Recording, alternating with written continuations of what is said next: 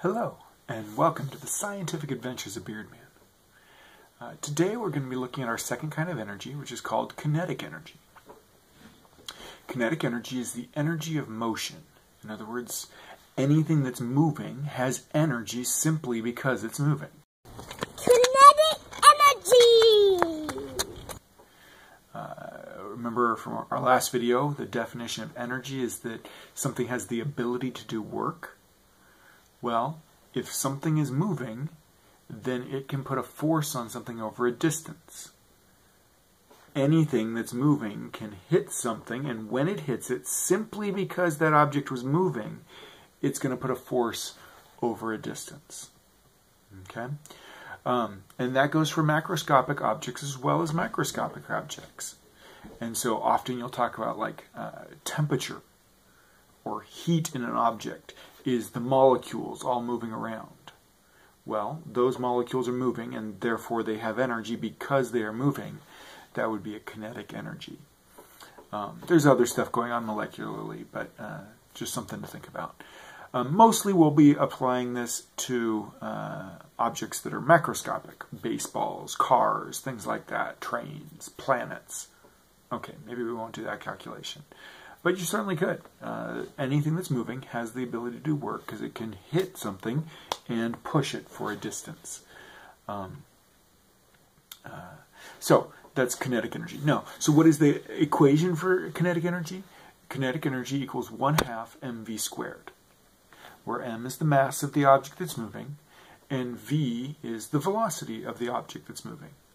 Okay, so we can simply calculate kinetic energy equals 1/2 times the mass of the object times the velocity of the object squared. One interesting thing to notice here is the quadratic relationship between the velocity and the amount of energy.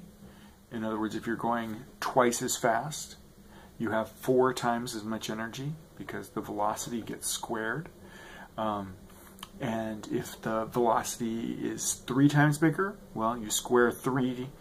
That gives you 9 times bigger, meaning that if the velocity is 3 times bigger, the energy is 9 times bigger. The relationship with mass is more obvious. We already talked about that with momentum, that when something's bigger, it has a greater ability to do work, a greater ability to put a force on an object. The bigger, the more massive that object is that's moving, the greater the ability it has to do work on something.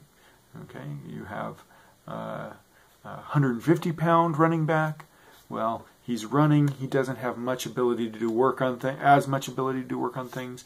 You have a 250-pound running back, and that running back has a greater ability to do work and kind of plow his way into the end zone. And then of course we already looked at and then there's the effective speed on that.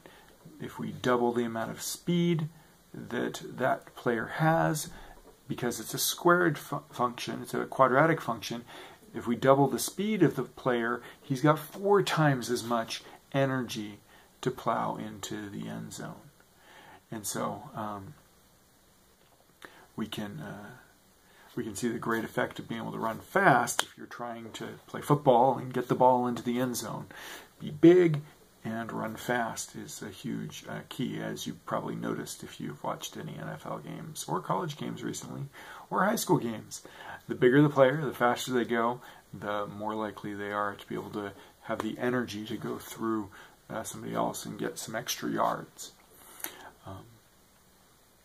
So that's kinetic energy, and have fun calculating it. Be sure you take a little bit of time, get up out of your seat, and go get yourself some kinetic energy. All right, we'll see you next time on the Scientific Adventures of Beardman.